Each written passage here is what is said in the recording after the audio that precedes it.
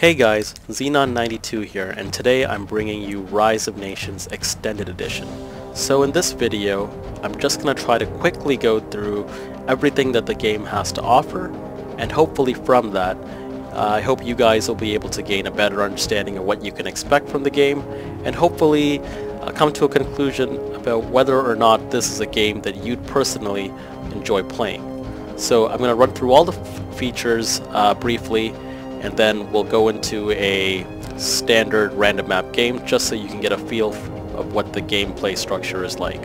So here's the main menu, and there's a multitude of things that we can go through, so let's start at the top. So if Rise of Nations is an RTS game, and so it's a real-time strategy game, and if you're not familiar with RTS, think of it this way. The whole concept of RTS is basically you start with a few workers who gather resources and build your civilization, and then your civilization can expand and you build an army and you use your army to defeat opposing civilizations. And this is true of any RTS, so other popular RTS games include Age of Empires and StarCraft, so if you've played or even heard about those games, I assure you that you can expect a very similar style of play in this game.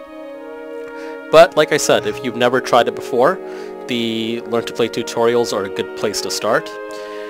There's various ones you can complete that teach you different aspects of the game, and depending on how familiar you are with RTS or Rise of Nations even, you can start at the one that would be best for you. So that's all I'm going to say about that right now. Let's go back to the main menu and start looking at some of the other stuff. So next up, we have the Conquer the World campaigns. So these are your standard single-player campaigns in this game, and so basically they are all adventures or stories of some sort where you play as a particular nation and have to complete a bunch of missions to basically complete your part in that story. So most of these campaigns in this game are historical events, so chances are you'd likely be playing as one of the nations that was historically involved in one of these events. So for example, the New World, that was the colonization of North and South America about 300 to 400 years ago, so you might be the British or you might be the natives who are fighting off the invading Europeans. And again, you can play this on multiple difficulties to suit your interest and your level of play. So let's go back, and then let's go to solo games. So this represents your single player, and so yes, from here, like I said, we can access those campaigns that I just talked about, but we can also set up a standard random map game by going to Quick Battle, and this is where you go to play with and against computer players. So you can play up to 8 players on different difficulties and different styles of games and many different kinds of maps. There's also conditions to adjust things like game speed and map size. Those are pretty self-explanatory, and you can also modify a lot of the starting and ending conditions for the game if you pick, I believe, custom conditions. There we go, I changed the game rules to custom, and all of these become accessible. So I'm not going to go into these right now, maybe I will in a future video, but right now I'm just going to leave that as is. Let's go back and have a look at some of the other things. So load a scenario. If you were to build your own campaign, you'd access it from here, and that's all I'm going to say at this point. Recorded game playback. That's pretty big. It's allows you to view your games after you play them, so whenever you play a single player or multiplayer game, a copy of the game is automatically saved, and you can go back to it later to see how you played or share it with others. And just like those are saved, I should mention, of course, you can always save your single player games or campaigns and come back to them later. And because this game is run through Steam, all of your save games are stored in the Steam cloud, so you can start them on one PC and pick them up somewhere else because it's all run through your account. So that's pretty cool. And let's go back. Multiplayer. So this is probably the best part of the game. The multiplayer is completely managed through the Steam game service, and there's different things that are available here. Quick Match is basically the matchmaking service that's provided by Steam. It's ranking based, so it'll try to match you up with someone who's of a similar skill level. That's really cool. Game Browser is your standard game lobby, so you can take a look at all the games that are happening right now. Let me just move this to worldwide, and you can see these are the games that are on right now. Obviously, this game only came out a few days ago on June 12th, so there aren't many people playing at this time, but I do imagine that to change very soon as more people pick up the game and start playing. So let's go back. And leaderboards. So this goes back to what I was saying. The game does rank you depending on how you play online, how many times you win, how many times you lose, and does give you a score. And the leaderboards basically allow you to view who's doing well in the game, who's probably who are the best players. And this leaderboard, I believe, resets every 3 months, so that's very nice because it does allow you to keep track of up-to-date information as to who's actively playing at any given time and who's playing very well, so who are the pro players during any period of time.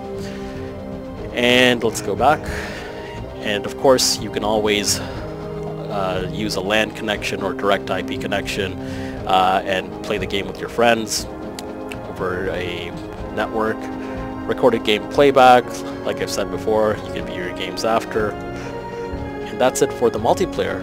I'll just quickly walk through the options and profiles. There isn't much to say here, except the fact that the game does allow for a lot of customization, which I think is very important, especially with hotkeys.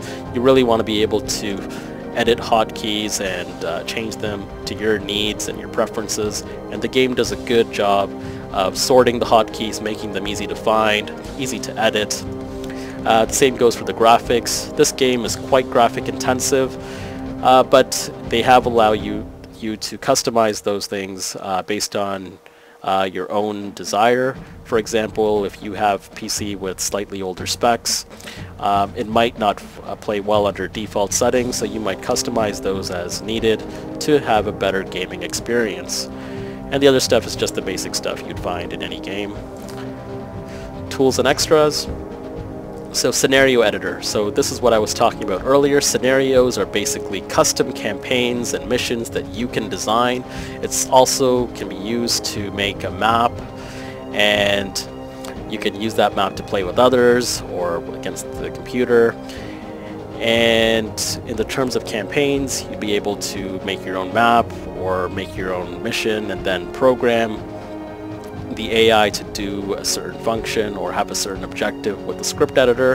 Of course, that's a little more advanced because you'd actually have to understand how scripting in the game works, but again, it's not too complicated, and I'm sure you can figure it out with some time.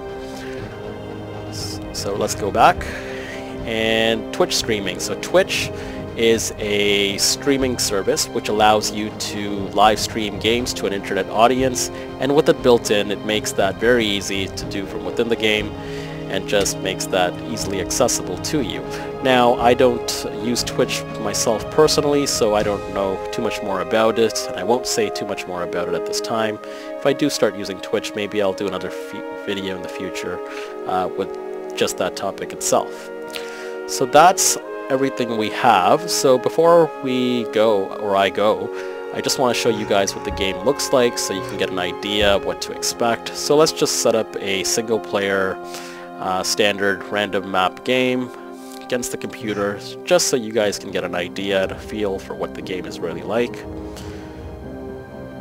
So right now I'm just playing as the Americans, and it's important to note that each nation has its own unique abilities and unique units.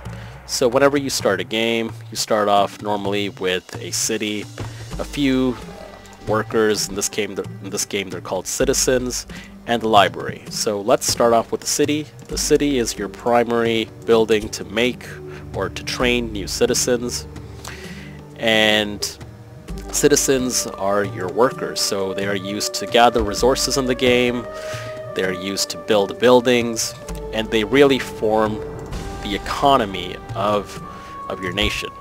So here you can see I'm gathering resources. There's 6 resources in the game. there's 3 here. There's food, wood, and wealth. More become available as you progress through the game, as you advance through the ages. Ages represent periods of time, so as you progress through history, or I guess you progress into the future, you're able to harvest other resources as well. So the other 3 are metal, knowledge, and oil. So metal and knowledge become available in the next age, the classical age, and metal can be gathered from mountains, knowledge can be gathered from universities you build, and knowledge especially is very key because for a lot of the later game technologies that you'd like to research or obtain, you do require lots of knowledge. So that's something to keep in mind. The last resource is oil, which only becomes available in the industrial age, and until then you have no idea where oil on the map is, so there's really not much you can do until then. Oil does become a very important resource later on because in the later game almost all of the modern units like tanks and such all require oil to create. You also get a scout, which is just used for exploration and to get map coverage and get a feel for what the map is like when you start off the game. So let's talk about the library now. The library is your main research building in the game. This is where you go for various types of technologies and to progress from one age to the next in the game. So let's start with the technologies first. There are 4 types of technologies. You have military, civic, commerce, and science. Military primarily gives you access to new military units, to increase population, so you start off with 25 for your nation. As you research each of these military technologies, the population goes up by 25, so to a total of 200, and it allows you to build more sophisticated, more powerful military units. Then we also have civic. This allows you to increase the number of cities you build, and that is key to your economy because there are only a certain there's only so much resource you can gather from one city. So the way the game is set up is you build cities to increase the size of your nation, and with each city, for example, you could only build 5 farms. So the more cities you have, naturally the more food you can have. So that's why you need the civic technologies. Commerce, it goes into resource generation as well. So basically right now, if you haven't noticed, I have a number of representing the resource I have and a gray number over here. The gray number indicates how much resource I produce in a 30-second interval. And with my commerce, I can increase that amount. If I don't research commerce, no matter how many villagers, for example, I task to wood, this number won't go up. So increasing the number of workers you have gathering resources won't actually help you obtain any more resource if you don't upgrade your commerce.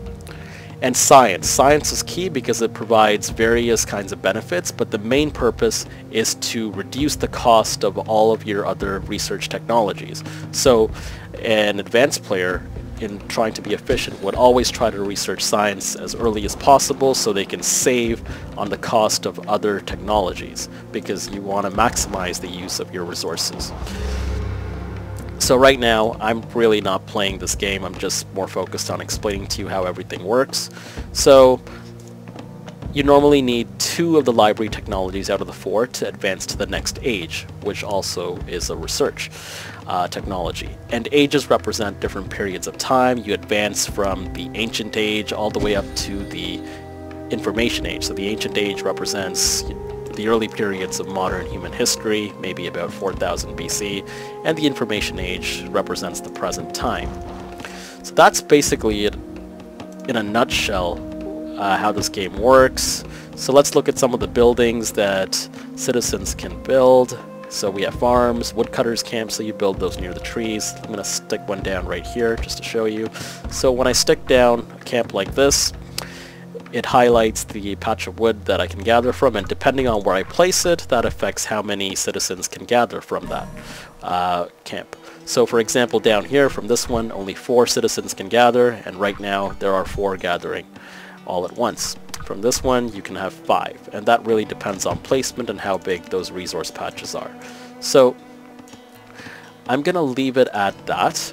There are obviously much more sophisticated aspects of the game that I can discuss, and I'll do that pretty soon. I'm thinking of making a video with the multiplayer game I played with a few guys on the day that this game came out. So in that, I'll probably cover more aspects of it. And this one, I'll probably just leave it with this. So like I said, the citizens are used to build different economic or social buildings in your nation, as well as the military buildings. And wonders. Wonders are also key in this game. Only one nation can have any one of these can build a wonder at one time. So, for example, if I build the Great Pyramid, my opponent probably wouldn't be able to build it, or can't actually build it, I should say. So it's really a race to see who builds them first.